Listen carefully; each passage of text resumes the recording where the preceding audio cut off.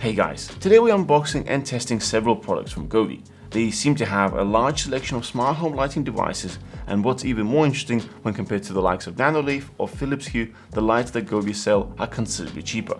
With this in mind, we're going to be testing out 4 different light sources to see if they're any good, and would they work well in making our home smart.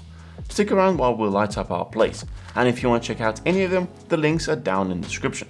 Also, if you're new to the channel, please consider subscribing. First off, we'd like to say special thanks to Govee for sending out these lights to us. However, having said that, they did not get any input on the content provided, and all the opinions and conclusions are ours alone. All of these lights can be controlled by their physical controllers. These have color and effect selectors, or you can control them via the Govee app, which is supported on both iOS and Android devices. The app itself has a lot more functionality, starting with the basics such as changing the brightness and color, to the more in-depth and selecting special effects, as well as creating your own animations in DIY mode. For example, you can set these lights to change colors in a specific order, or even change which type of color shift it uses. Another cool function is music mode, where the light will use the built-in microphone and change colors based on the audio level changes. The flow lights have reasonably small footprints when placed on a table. They can also be mounted at the back of the monitor or smaller TV. The kit comes with a camera accessory that scans the screen and mimics the color spill at the back to add that extra bit of immersion. Camera can be mounted at the top or the bottom of the screen, and to be honest, it sticks out enough to notice. If you already have something like a light bar on your monitor, then it blends in a bit better. For the best results, make sure there are no other light sources interfering with the camera. The speed at which it changes colors is actually very responsive, but in some situations it is a bit too abrupt. Overall, the lights do mostly match the content on the screen. We didn't notice it to go completely wrong, but don't always expect it to be 100% exact. Where it does struggle the most is super bright and super dark scenes. The thing that gives me a little bit of anxiety is the always on camera on the Wi-Fi capable device, scanning the whole screen of my computer. While it is pretty low quality camera and Govee probably doesn't want to spy on you, that doesn't mean that others can't try. I probably would recommend using this on a TV instead, where you're less likely to enter a password or have anything else sensitive on the display. This leads me well to the next item, the Immersion LED strip. It essentially works the same way and comes with the same camera as flow lights. The LED strip is 3.8 meters long, but is split into 4 sections with the cable connections in the corners. It is designed to fit 55 to 65 inch TVs. However, if you really feel like it, you could easily mount it on the bottom of the table or anywhere else your heart desires. In the box, Govee includes additional reinforcement clips for the corners, as this is where the most pressure is created, and over time most LED strips simply fall off. We'll need to test it long term to see how well these stick to the surface. While this light isn't exactly cheap for what it is, when comparing it to the likes of Philips Hue, Immersion does seem much better value.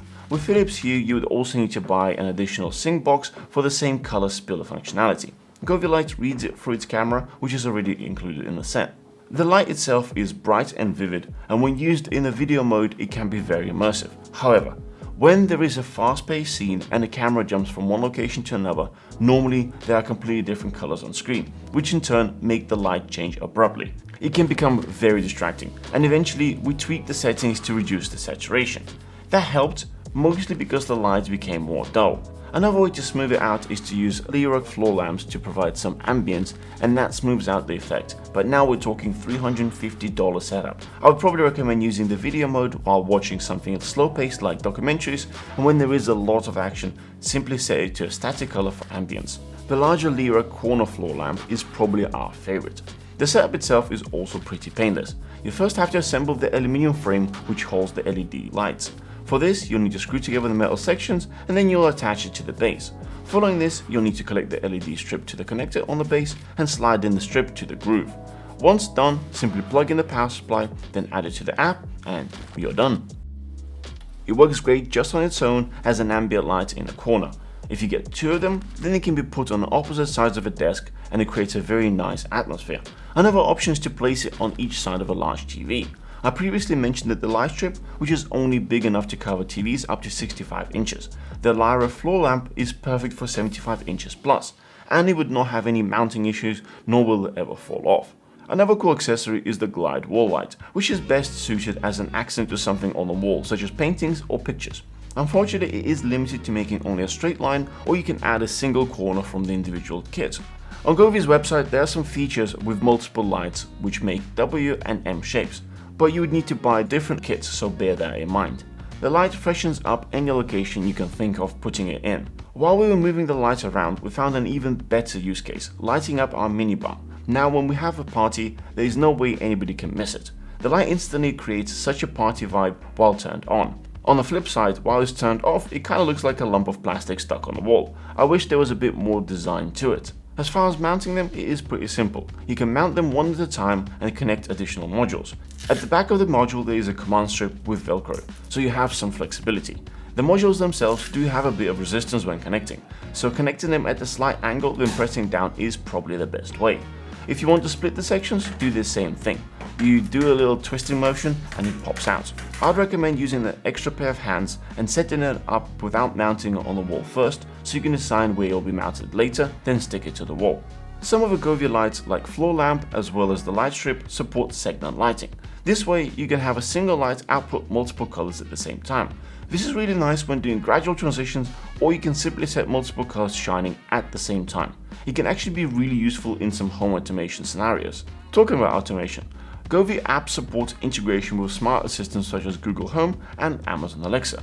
You can set them up as part of a large integration too. For example, speak to your home assistant to trigger a routine which sets the lights to a specific color in your living room and turns on the TV.